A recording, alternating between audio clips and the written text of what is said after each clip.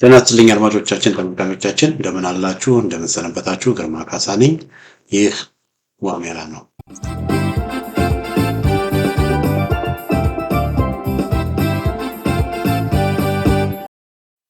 በዛሬው ዝግጅታችን በቴዲ አፍሮ ዙሪያ የተከሰቱ ክስተቶችን ይዤላችሁ ቀርቤያለሁ። በጣም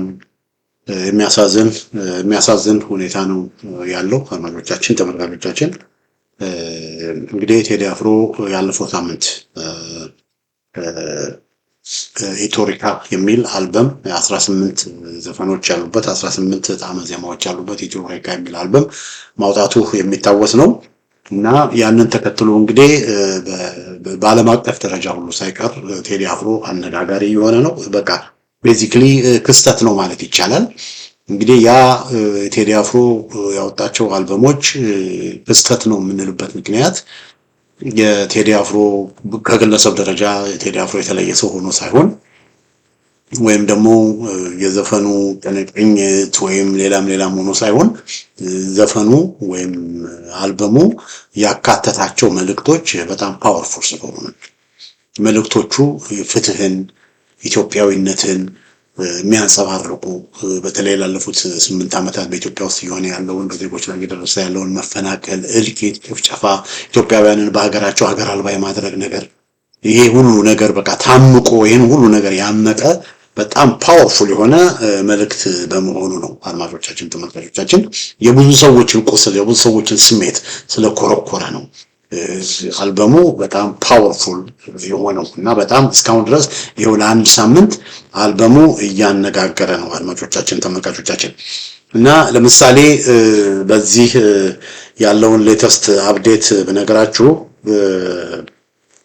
ቴዲ አፍሮ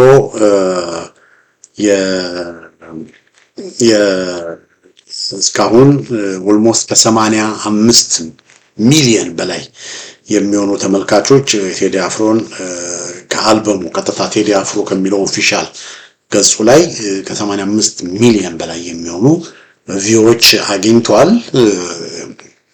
ቀላል አይደለም። ይሄ እንግዲህ ከቴዲ አፍሮ ከሚለው ዩቲዩብ ቻናል ውስጥ ብቻ ነው እንጂ በሌሎች የቴዲ አፍሮ ዘፈኖች ያጫወቱ ብሮድካስት ያደርጉ በጣም ብዙዎች አሉ። ከአማዞን የሰሙ ብዙዎች አሉ። አይቲዩን፣ ስፖቲፋይ የመሳሰሉ ቲክቶክ በእነዚህ ሁሉ የተሰማውን ያገኘውን አድማጭ ቁጥር ብናሰላ እጅግ በጣም ወደ ላይ እየላቀ ዳስጣል የሚለው አድማጮቻችን፣ ተመልካቾቻችን አሁን ያንን እያየሁኝ ነው። ዳስጣል የሚለው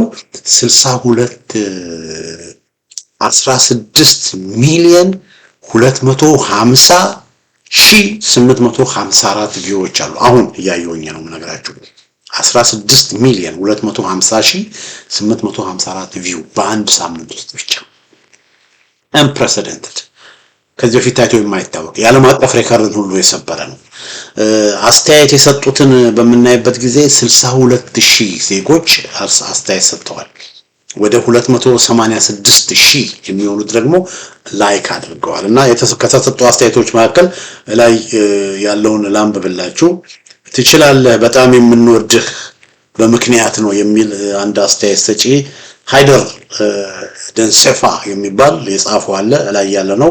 ሌላ በጣም እዚህ ጋር የምናየው ታሪክ ይመዝገብልኝ ይላል አንድ ወንድም ጌቱ አበበ የሚባል ታሪክ ይመዝገብልኝ፣ ሆቴል ነበር የምሰራው ይላል። ናዝሬት በብሉቱዝ ከስፒከር ጋር አገናኝቼ እያዳመጥኩ ድንገት ሚሊሻ መጥቶ እኔን እየተጠቀመ ያለውን ሰው እኔንና እየተጠቀመ ያለውን ሌላ ሰው አሰሩን ይላል። የቴዲ አፍሮን ዘፈን በብሉቱዝ ስናዳመጥ ምን አደረጉን ነው የሚለው? አሰሩን። እነማን? በናዝሬት ማለት በናዝሬት ያለው የኦሮሞ ብልጽግናዎች ናቸው። የኦሮሞ ልዩ ኃይል የኦሮሞ ታጣቂዎች አሰሩን እና 5 ቀን ታስሬ ሰወጣ የጻፍኩት ነው። ይሄን ኢትዮጵያ ለዘላለም ትኑር ይላል። እና ሰው በገዛ ሀገሩ ተሳቆ እስከመቼ ይኖራል የሚል ደግሞ አንድ ሌላ አስተያየት ሰጪ ያለ ቀን አለ አይዞኝ ከናዝሬት ብሎ ደግሞ ሌላው ሰው ለዚህ ወንድም አስተያየት ይሰጣል።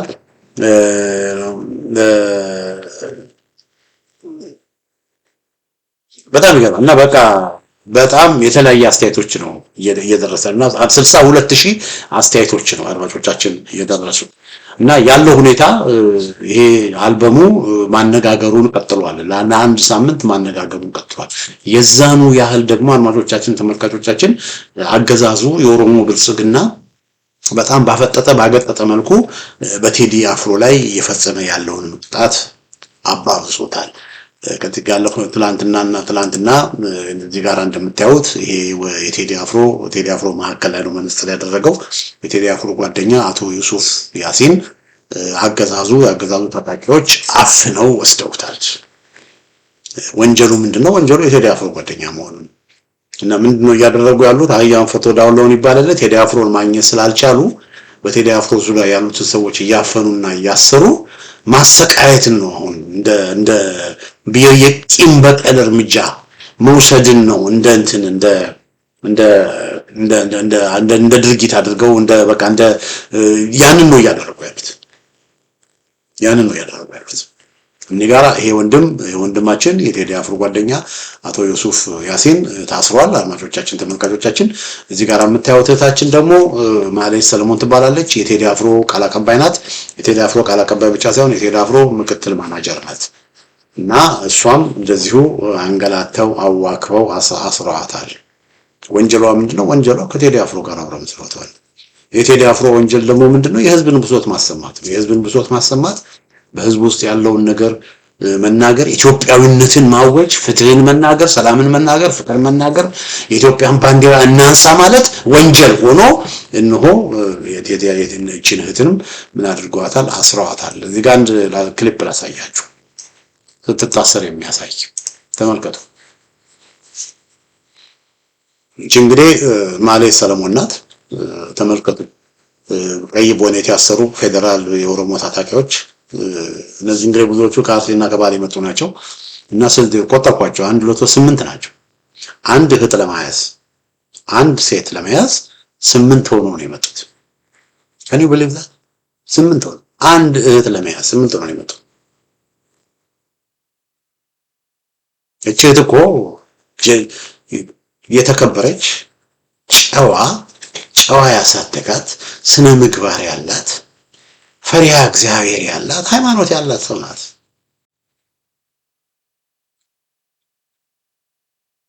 ደውለው የፌደራል ፖሊስ ደውለው ወይዘሮ ማሌት ወይም ባለትዳርቱን አላውቅም፣ ግን ወይዘሮ ማሌት ወይ ወይዘሪት ማሌት ሰለሞን የፌደራል ፖሊስ ስለሚፈልግሽ በዚህ አድራሻ እንድትቀርቢ እንድትመጪ እንጠይቅሻለን ብሎ ቢደውሉላት ምንድነው የተፈጠረው ብላ መኪናዋን እየነዳች ሄዳለች። ምንም ችግር የለም፣ ችግር አልነበረም። ወይንም ደግሞ አንድ ሲቪል የለበሰ ሰው ጠመንጃውንም እንደዚህ ማርከፍ ጦር ግንባር የሄደ ይመስል ከፋኖ ጋር እየተዋጋ ያለ ይመስል ወይም ከውጭ ወራሪ ኃይል ጋር እየተዋጋ ያለ ተመልከቱት። ወታደሩ ነው ተመልከቱት እኮ አያችሁት እንዴት መሳሪያውን እንደያዘ በሰላማዊ ዜጎች ላይ በሴት ልጆች ላይ ተመልከቱ እንዴት እንደሚያደርጉ። ምን ያህል የማይረቡ ሰዎች እንደሆኑ ተመልከቱ።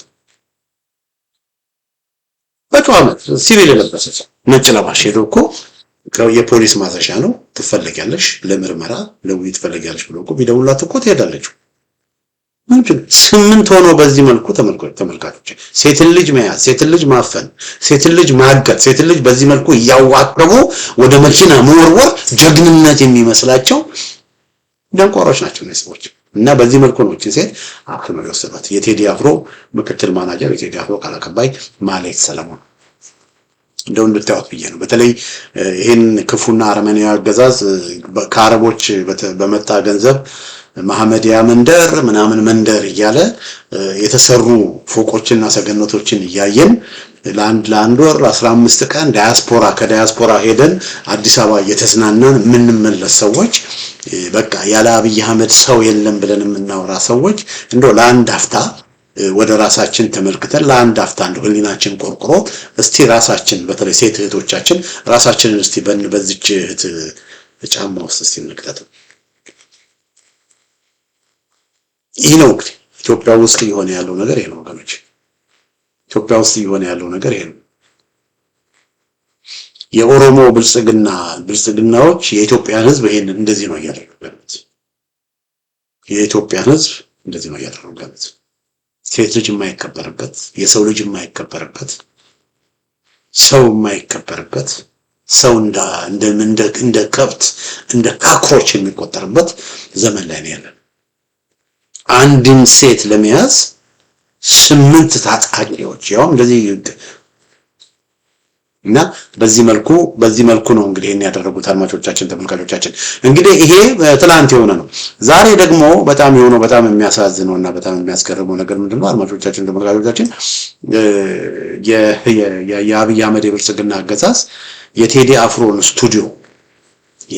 ስቱዲዮን ሰብረው በመግባት ስቱዲዮ ውስጥ የነበሩን መሳሪያዎችን፣ የላፕቶፖችን፣ የኮምፒውተር እቃዎችን በጣም ውድ የሆኑ ነገሮችን በሙሉ ገብተው ሰብረው በመግባት እቃዎቹን በሙሉ ዘርፈው ነው የሄዱት። እንደ ሌባ እና እንደ ዱርዬ እንደ ወሮ በላ ዘርፈው ነው። እንግዲህ መንግስት ነን የሚሉ ሰዎች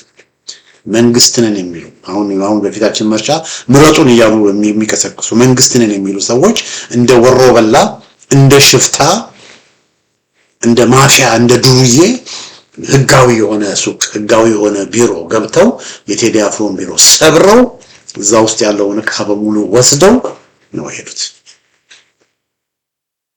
ምን እንደሚያደርግላቸው አለ። ኪቦርዶች፣ ክራሮች፣ የተመሳሰሉ ቦታዎች ምን እንደሚያደርግላቸው አለ። ግን ያን ሁሉ ወስደው ሄዱ። እንደዚህ አይነት ነገር የሚታወቀው ይሄ ሌቦች አሉ አይደለ? ሌቦች አንዳንዴ ዘራፊዎች አንዳንዴ ምን ትላልቅ አሁን ጥሩ መኪና ካላችሁ ምን ያደርጋሉ?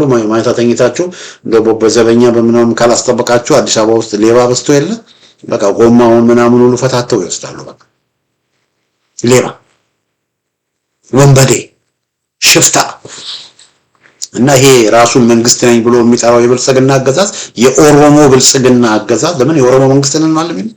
የኦሮሞ መንግስት እኮ ነው የሚሉት። የኦሮሞ መንግስት ነው ስለሚሉ የኦሮሞ ብልጽግና ብለን ነው የምንጠራቸው። እና እነዚህ የኦሮሞ ብልጽግና አገዛዝ የሽፍታ ቡድን በዚህ መልኩ ሴቶችን እያፈነ ቢሮ እየሰበረ የቴዲ አፍሮን ስቱዲዮ በቃ ሰባብረው ዘርፈው ሄደዋል። ያንን ተከትሎ አድማጮቻችን፣ ተመልካቾቻችን ይሄ ፎቶ በስፋት ሲሰራጭ አይቻለሁ። ቆይ ላሳያችሁ የትኛው ፎቶ እንደሆነ። ይሄ ፎቶ ነው። በተለይ አብይ አህመድ ፎቶ ነው። አብይ አህመድ ፎቶ በጣም በብዛት እየተሰራጨ ነው።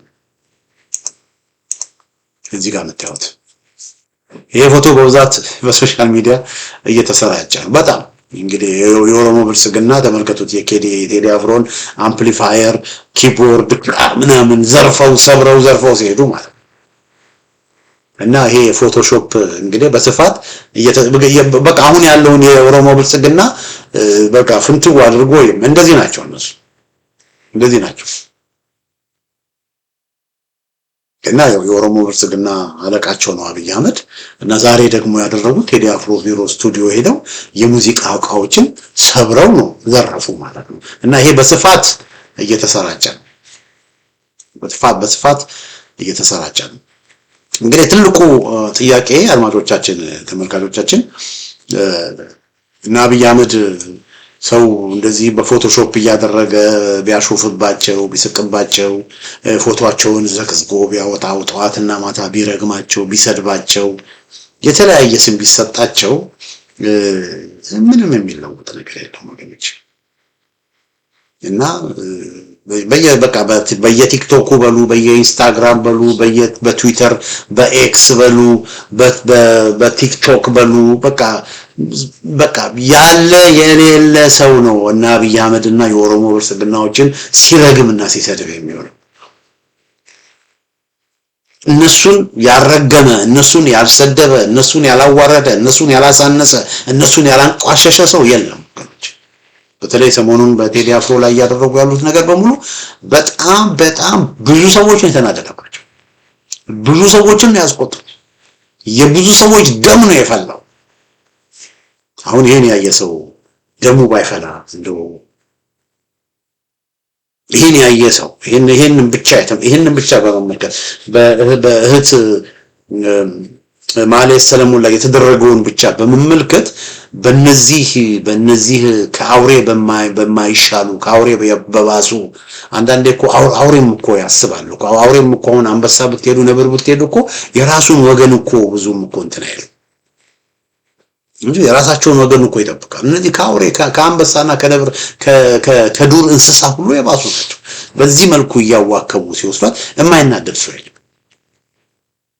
እና ወገኖቼ እነዚህ ሰዎች ማለትን እንዲያደረጉ ሌላውን ጓደኛውን አቶ ዩሱፍ ያሲንን አሰሩ። ስቱዲዮ ገብተው ንብረቶቹን በሙሉ የቴዲ አፍሮን ዘረፉ። ኦሬዲ ቴዲ አፍሮ ላይ እኮ ጥቃት ማድረግ ኦሬዲ ጀምራሉ። በእቅድና በስትራቴጂ እና አብይ አህመድ ቴዲ አፍሮን የመበቀል ተግባር የመበቀል እንቅስቃሴ አጥንተው በፕላን ጀምረውታል። ተነጋግረው ይሄን እያደረግን ቴዲ አፍሮን ድባቅ እንመተዋለን ብለው ኦሬዲ እነሱ እኮ ስምሪት ወስደው ስራ ጀምረዋል።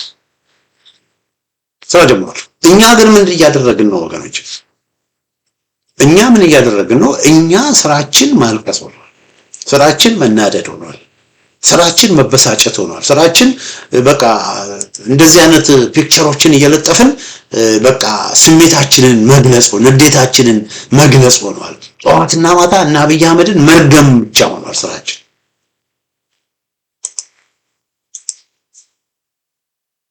ግን እነሱ ግድ አይሰጣቸውም። ሰደብናቸው፣ ረገምናቸው፣ አንቋሸሽናቸው፣ ነጋ ጠባ በጫጨቅናቸው፣ ስማቸውን እየጠራን ፎቶአቸውን ዘቀዘቅን። በየቲክቶኩ ለ5 ሰዓት ለ2 ሰዓት ብለን ረገምናቸው። ግድ አይሰጣቸውም። ኦሬዲ ወገኖቼ እነሱ እኛን ንቀውናል። ቢበዛ ተሳድበው አውርተው ነገ ይረሱታል። እኛ ደግሞ እያባበልን ቴዲ አፍሮን እያሸን ዙሪያ ያሉትን ነገሮች እያደረግን እያሸን ልክ እናስገባዋለን ብለው ኦሬዲ በቴዲ አፍሮ ላይ ኦሬዲ ዘመቻ ጀምረዋል። ኦሬዲ ቴዲ አፍሮን እያሰሩት ነው። በአካል እሱ ባይታሰርም ማለት ታሰረች ማለት ቴዲ አፍሮ ታሰረ ማለት።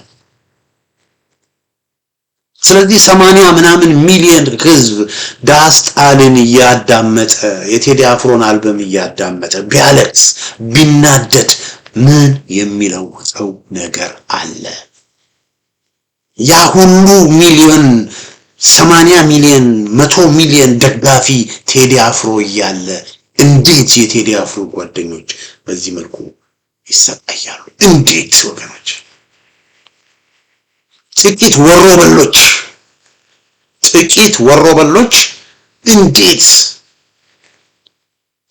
85 ሚሊዮን ህዝብ የሚወደውን ልጃቸውን አባታቸውን ወንድማቸውን እህታቸውን አባታቸው ወንድማቸው ልጃቸው ጓደኛቸው የሆነውን ቴዲ አፍሮን በዚህ መልክ አገዛዙ የበቀል እርምጃ ሲወስድበት 85 ሚሊዮን የምንሆነው አድናቂዎቹ ደጋፊዎቹስ ምን እያደረግን ነው የሚለው ጥያቄ ነው። ትልቁ ጥያቄ ምን እያደረግን ወገኖቼ? አንድ ነገር በድፍረት እናገራለን።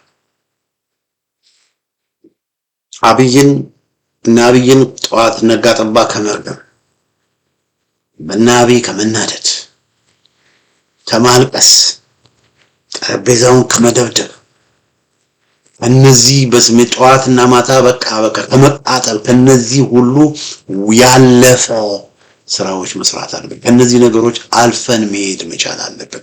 እነዚህ ሰዎች ሰው ለመግደል ሰው ለመዝረፍ እህቶቻችንን በዚህ መልኩ ለማዋረድ በዚህ መልኩ ኢትዮጵያውያን በአገራቸው ተከብረው እንዳይኖሩ እያደረጉ ያሉት በጭካኔ ነው። እነሱ ለመጥፎ ስራና ለክፉ ስራ የኦሮሞ ብልጽግናዎች ለመጥፎ ስራና ለክፉ ስራ እንደዚህ ሲጨክኑ እኛ ደግሞ ማልቀስ ብቻ ከሆነ ስራችን መናደድ ብቻ ከሆነ ስራችን ነጋ ጠባ ይሄን ተደረግን እንዲሆንን እንዲገባን እንደዚህ ሆኖ አረ እግዚአብሔር ይድፋቸው፣ አረ መድኃኒዓለም ይድፋቸው ማለት ብቻ ከሆነ ስራችን ወገኖች እናሳዝናለን። ስለዚህ መጠየቅ መጀመር አለብን እና አሁንም አድማጮችን ቻሌንጅ የማደርገው እኔ ምንድነው ማድረግ የምችለው ብለን ራሳችንን ከመናደድ ከመበሳጨት ጠዋትና ማታ ናብይን ከመርገም ያለፈ እየሆነ ያለውን ነገር ለመለወጥ ባንዲራውን ለማንሳት የኢትዮጵያን አረንጓዴ ቢጫ ቀይ ባንዲራን ለማንሳት እኔ ምንድነው ማድረግ የምችለው ምንድነው ማድረግ ያለብኝ ብለን ከራሳችን ጋር መነጋገር እንጀምር። ከራሳችን ጋር መነጋገር ከዛ በኋላ ምን ማድረግ እንዳለብን አይደንቲፋይ ካደረግን በኋላ በቃ let's do it ሰበብ አናስቀምጥ፣ ምክንያቶች አናስቀምጥ። እኔ ይሄንን ነገር ማድረግ እችላለሁ ብለን ካል just let's do it እናድርገው። ወደ አክሽን መሄድ አለበት። ይሄ ነገር ወደ አክሽን እስካልሄደ ድረስ በቃ መሳቂያና መቀለጃ አድርገውን የኦሮሞ ብልጽግናዎች ጢቢ እየተጫወቱብን እያሾፉብን እየቀለዱብን ነው የሚቀጥለው። ስለዚህ ያንን ማስቆም ይቻላል። ቴዲ አፍሮ ህይወቱን አወራርዶ ነው እነዚህ ሰዎች የቀጠሉ። ፍትህ መኖር አለበት፣ ዲሞክራሲ መኖር አለበት፣ ኢትዮጵያ መዳን አለባት፣ በሀገራችን ሀገር አልባ መባል የለብንም ብሎ ነው የወጣው። እነሱ መሃት ሆነው ተመልክቶ በዚህ መልኩ ዘምተውበታል።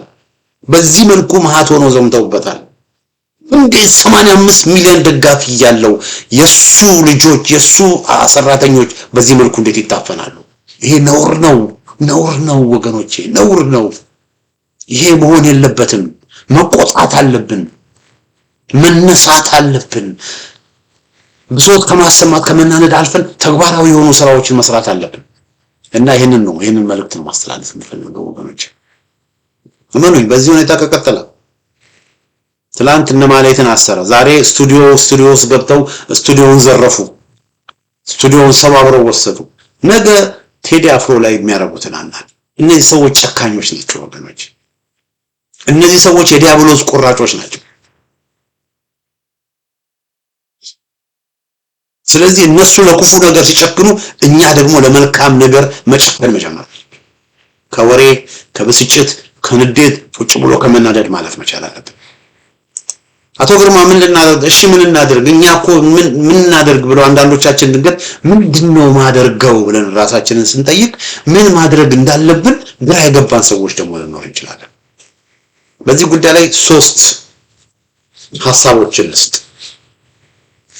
አንደኛ እነዚህን ሰዎች እዚህ ጋር የምታዩዋቸው ማለት እነዚህን ሰዎች ለማስቆም እነዚህ ሰዎች በሚገባቸው ቋንቋ እነዚህን ሰዎች ለማስቆም ባንዲራውን አረንጓዴ ቢጫ ቀይ ሰንደቅ አንስተው እየታገሉ ያሉ ወገኖቻችን አሉ። በተለይ ውጭ ሀገር ያለን ሰዎች የኢትዮጵያን አረንጓዴ ቢጫ ቀይ ሰንደቅ አንስተው እየታገሉ ዋጋ እየከፈሉ ያሉ ወገኖቻችን አሉ። በጎጃም፣ በሸዋ፣ በጎንደር፣ በወሎና በወለጋ አሉ። ፋኖ ይባላሉ።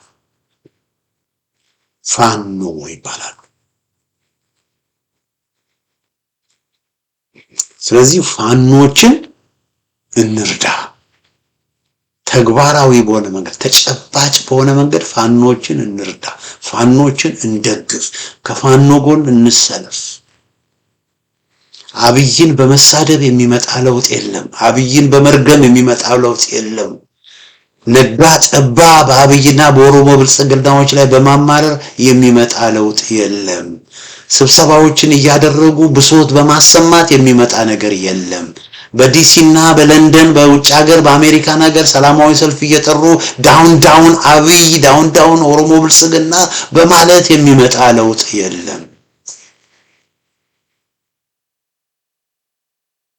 ስለዚህ ህይወታቸው ልክ እንደ ቴዲ ህይወታቸውን አወራርደው ካገዛዙ ጋር እየተፋለሙ ያሉ መከራቸውን እየበሉ ያሉ የህዝብ ልጆች ፋኖች አሉ። ፋኖችን እንርዳ፣ ፋኖችን እንደግፍ።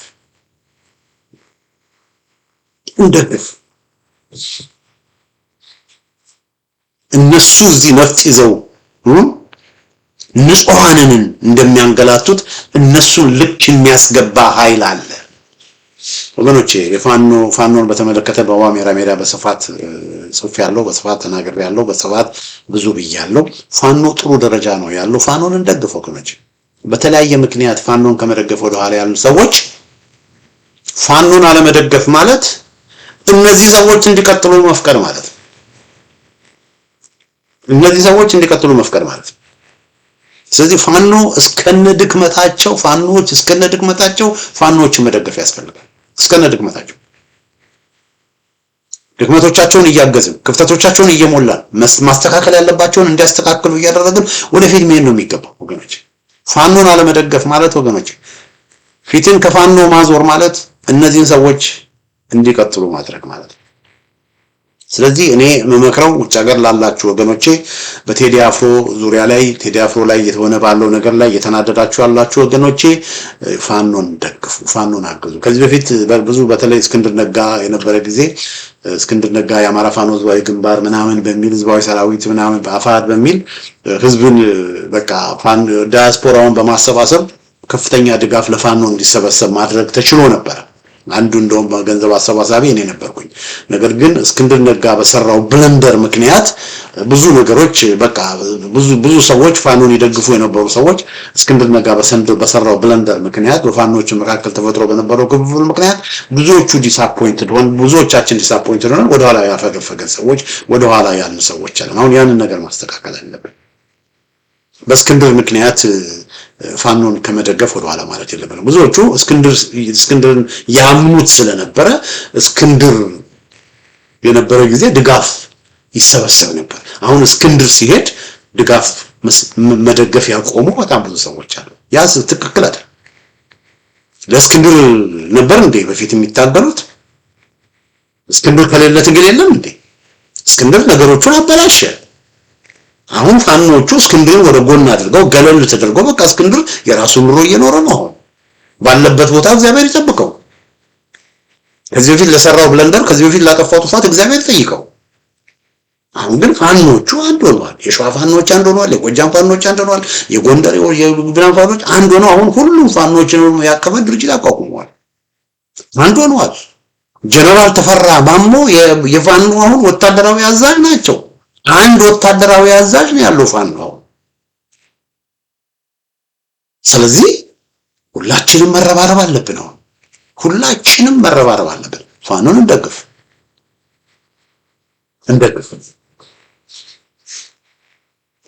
አንድ ይሄ ነው። ሁለተኛ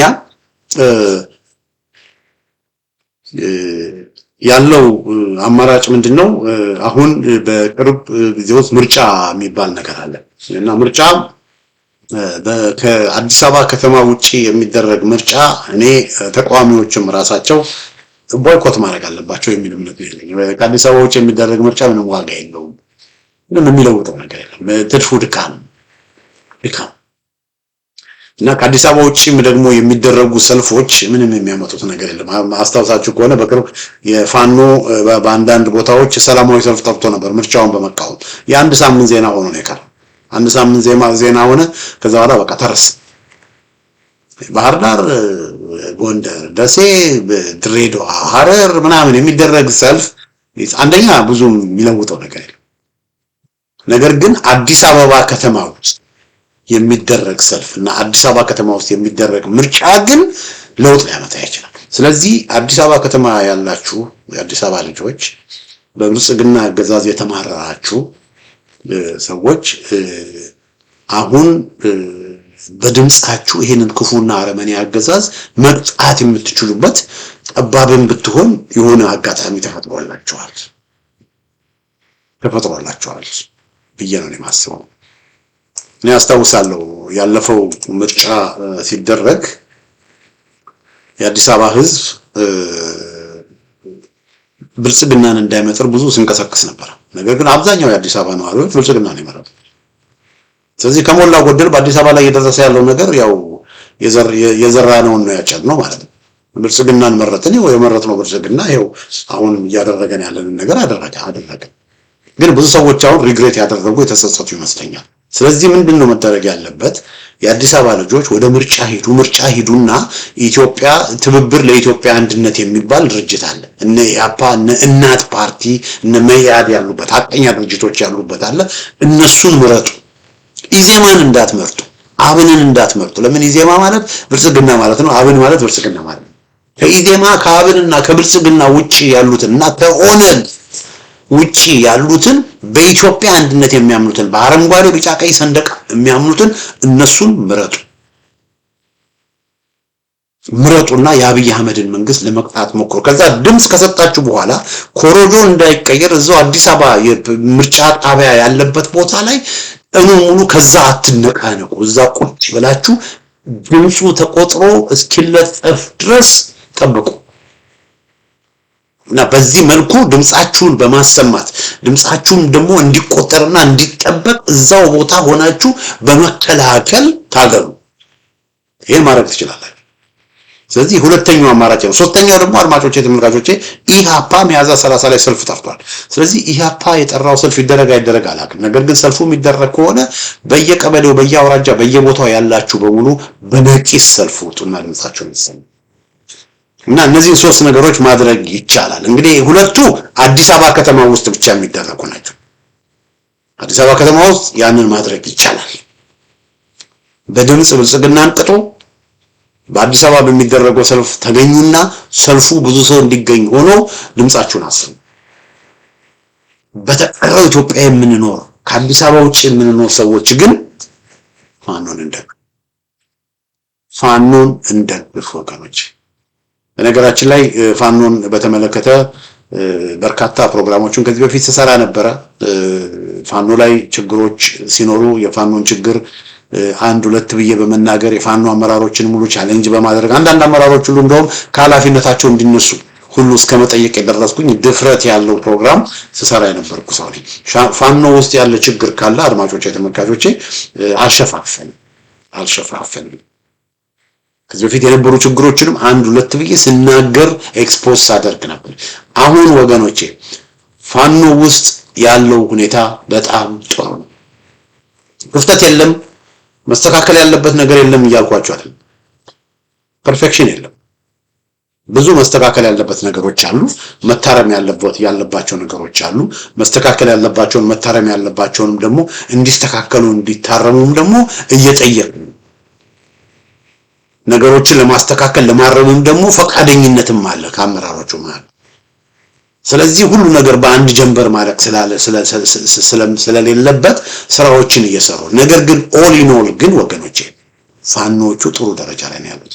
አንድ ወታደራዊ አዛዥ ነው ያላቸው፣ ጀነራል ብርጋዴር ጀነራል ተፈራ ማሞ። ሁሉም የፋኖ አመራሮች በብርጋዴር ጀነራል ተፈራ ማሞ ይሰሩ። አንድ ወታደራዊ ኮማንድ ነው ያለው። ስለዚህ አንድ ሆነዋል። የሸዋ ፋኖች አንድ ሆነዋል።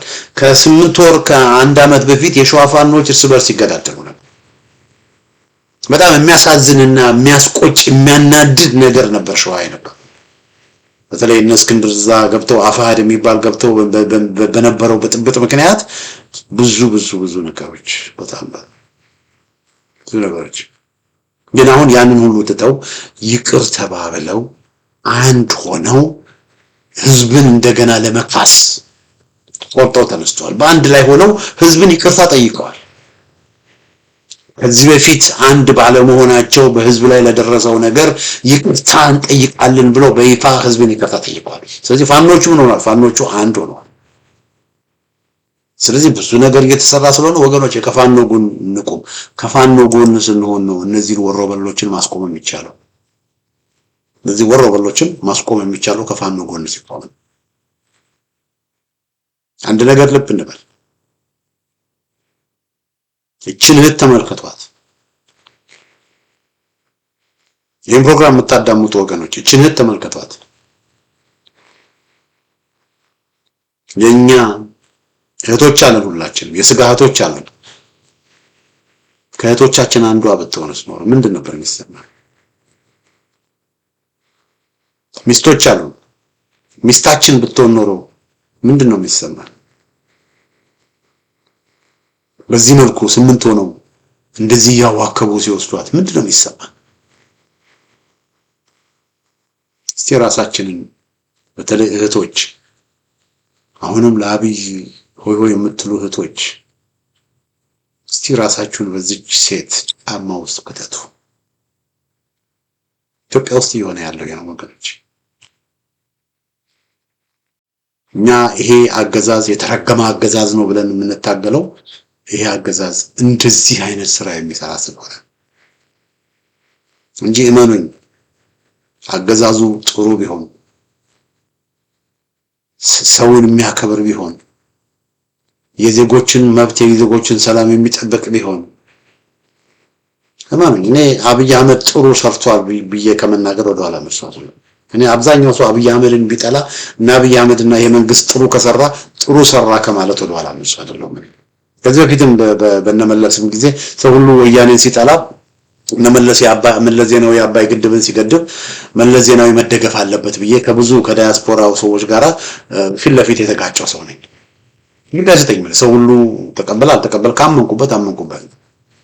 አብይ ወያኔን ይቃወማል። የዘር ፖለቲካን በማምጣቷ ኢትዮጵያን ባህር አልባ በማድረጓ ወያኔን የምቃወም ወያኔን ተቃውሞ ብዙ የጻፍኩ ብዙ የተናገርኩ ብዙ የታገልኩ ሰው ነኝ። ነገር ግን ጥሩ ነገር ደግሞ እነ መለስ ዜናዊ ሲሰሩ ደግሞ ሪኮግናይዝ መደረግ አለበት ብዬ ሪኮግናይዝ ያደረኩ ሰው ነኝ። መለስ ዜናዊ በአባይ ጉዳይ ላይ የወሰደውን ነገር አድንቄ የጻፍኩ ሰው ነኝ። ያንን በማድረግ ከብዙ ሰዎች ጋር ተላትሜያለሁ እና አብይ አህመድም ጥሩ ነገር ከሰራ አብይ አህመድን ማልደግፍበት ምንም ምክንያት የለም። አትሳሳቱ። ነገር ግን አብይ አህመድ የሰራው ጥሩ ነገር የለም። ፎቅ ሰገነቱ የሰው እድገት የሚለካው በፎቅ በሰገነት አይደለም።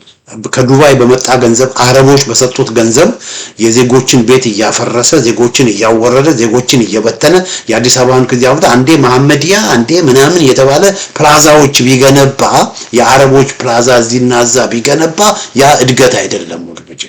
ደቡብ አፍሪካ ውስጥ ጆሃንስበርግ ያማረች ከተማ ናት። ግን እዛ ውስጥ የሚኖረው አብዛኛው ጥቁር ሶዌቶ ምናምን የሚኖረው ቁጥር ግን ሰላም ውስጥ ነበር የሚኖረው። ስለዚህ እንደዛ ፎቅና ሰገነት የሚባለው ከዳያስፖራ የሄዱት ከአረብ ሀገር የመጡ አረቦች ቱጃሮች ነው እና ደግሞ የዘመኑ ሰዎች ነው የሚዝናኑበት እንጂ አብዛኛው የአዲስ አበባ ህዝብ በዚህ ሁኔታ አንገቱን ደፍቶ በከተማው አገር አልባ ተደርጎ አማርኛ በደንብ መናገር የማይችሉ ከአርሲና ከባሌ መጣው በከተማው እየሰደቡት በከተማው ሀጥቃው እያሉ እየሰደቡት በጥፊ እየመቱ ሴቶች ሁሉ በጥፊ እየተመቱ እየደበደቡት ህዝባችን በጣሊያን ጊዜ ከነበረው በባሰ ሁኔታ የመወረር ስሜት ተሰምቶት እየኖረ ያለበት ሁኔታ ነው ያለው። ያ መቀየር ያለበት ያ እንዲቀየር ግን እያንዳንዳችን የድርሻችንን ለማድረግ መንቀሳቀስ አለብን። ከመናደድ ከማውራት ከመበሳጨት ማለት መቻል አለብን። let's do something that's concrete ለፋኑን እንደ አድማጮቼ ለዛሬ ያዘጋጀው ዝግጅቴን ይመስላል። በሌላ ጊዜ በተመሳሳይ ፕሮግራም እስከምንገናኝ ደህና ሁኑ።